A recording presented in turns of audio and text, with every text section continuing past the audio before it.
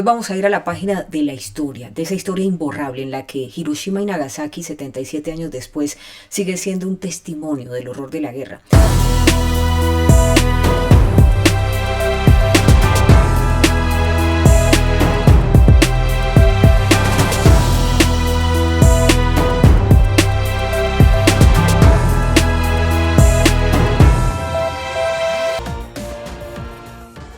Imborrable historia. Hiroshima y Nagasaki, dos testimonios vivos del horror de la guerra en medio de una era nuclear.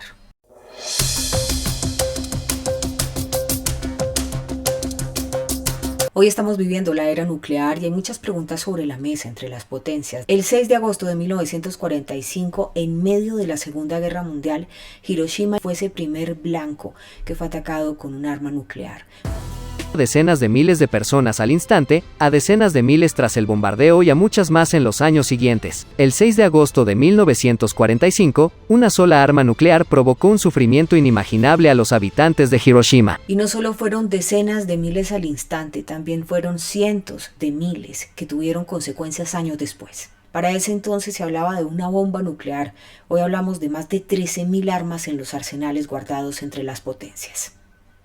Sin embargo, Hiroshima no solo se define por la tragedia que se desencadenó en ella, la defensa sin parangón de sus supervivientes. Los Hibakusha han marcado ese testimonio que año tras año, desde estos 77 años que se han vivido posterior a estos ataques, han dado ese testimonio con el fin de buscar un mundo sin armas nucleares. Pensar en un mundo libre de armas nucleares es la meta de muchos ciudadanos en el mundo, pero no será una meta sencilla. Los Hibakusha han dedicado sus vidas a compartir sus experiencias y a hacer campaña para que nadie más sufra su destino. Los Hibakusha tienen una visión y es lograr un mundo sin armas nucleares. Los Hibakusha, quienes son un testimonio de la resistencia del espíritu humano.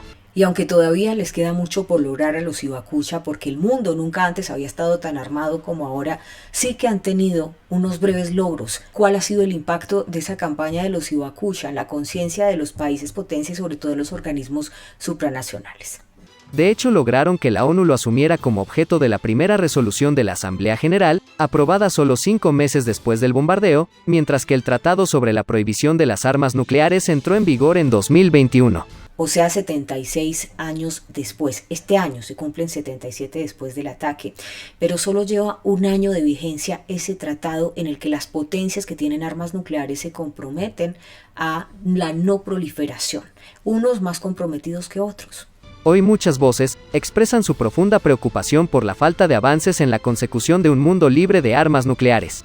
Los estados en posesión de armas nucleares han estado modernizando sus arsenales en los últimos años, provocando una nueva carrera armamentística. Y si bien las potencias han aumentado esa carrera armamentística, la disposición que tienen Estados Unidos y Rusia de ampliar el tratado START, que es ese propio tratado entre Estados Unidos y Rusia para la no proliferación de armas nucleares, pues da un respiro en este camino.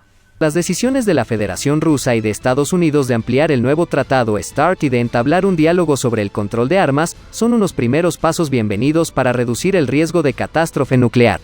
Por supuesto, el papel de la ONU, además de dar alertas, es seguir haciendo ese llamado a los países que tienen o que son poseedores de ese armamento nuclear para que se comprometan más con ese tratado de no proliferación de armas nucleares.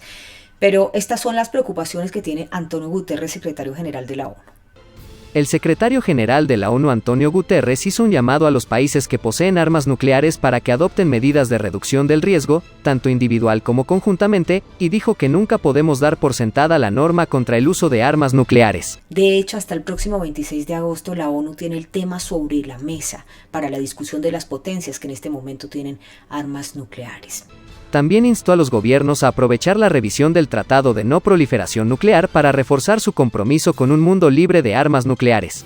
La semana pasada escuchábamos un llamado bastante contundente y preocupante por parte del secretario general de la ONU, Antonio Guterres. La humanidad está a un error de cálculo de la aniquilación nuclear, advirtió el secretario general de la ONU, Antonio Guterres, en medio de los temores a una escalada que no se veían desde la Guerra Fría, exacerbados con la invasión rusa de Ucrania. Ahora, lo preocupante de todo esto son las cifras. Estamos hablando de 13.000 armas nucleares en los arsenales de aquellos países poseedores. 13.000 armas nucleares en los arsenales. Hasta ahora el mundo ha evitado el error suicida de un conflicto nuclear gracias a una combinación de compromiso, juicio y suerte. Pero eso puede cambiar, advirtió Guterres en la apertura de esta conferencia que se prolongará hasta el 26 de agosto en la sede de las Naciones Unidas, en Nueva York. Compromiso, juicio y suerte han sido tal vez lo que ha llevado a la comunidad internacional a mantenerse en stand-by. Sin embargo, cuando escuchamos las preocupaciones del secretario general de la ONU y vemos que en este momento las potencias al contrario han iniciado toda una carrera armamentística en una competencia de control de poder a nivel internacional, pues no dejamos de preocuparnos con un antecedente como esta historia imborrable. Argentina asumió la presidencia. El argentino Gustavo Slaubinen asumió este lunes la presidencia de la conferencia. En enero, los países líderes del TNP, Estados Unidos, China, Francia, Rusia y Gran Bretaña recordaron esta misma advertencia, pero este lunes solo Estados Unidos, Gran Bretaña y Francia reiteraron su compromiso en una declaración conjunta.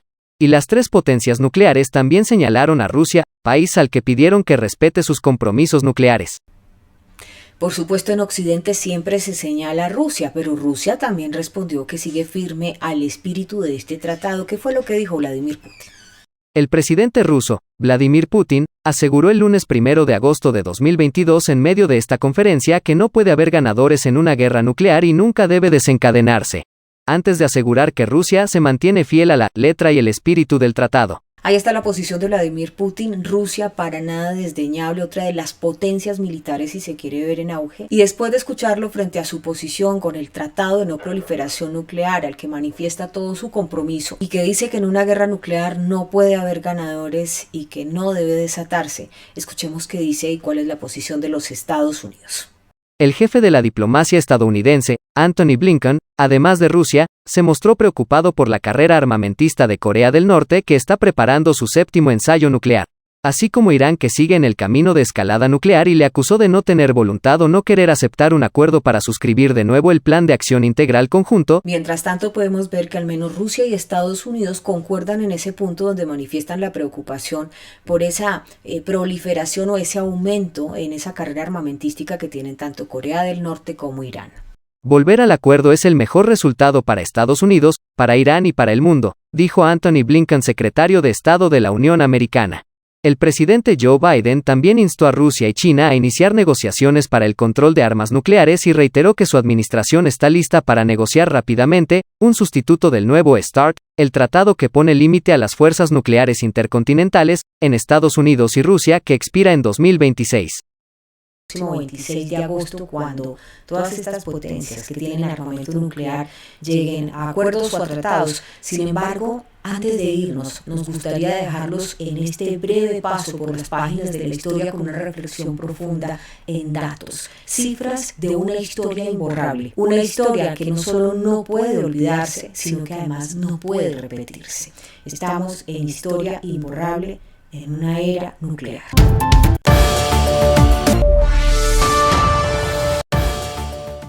La trilogía del renacer, un método aplicable para que te fortalezcas en tiempos de crisis. Una experiencia vivencial en 3 momentos que te despertará el empoderamiento que requieres en tiempos inestables. Iniciamos gira.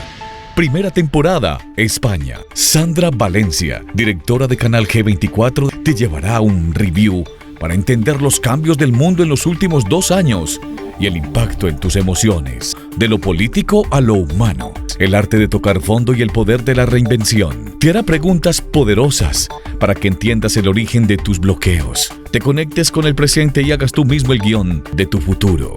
Madrid, evento central, viernes 26 de agosto, 6 de la tarde.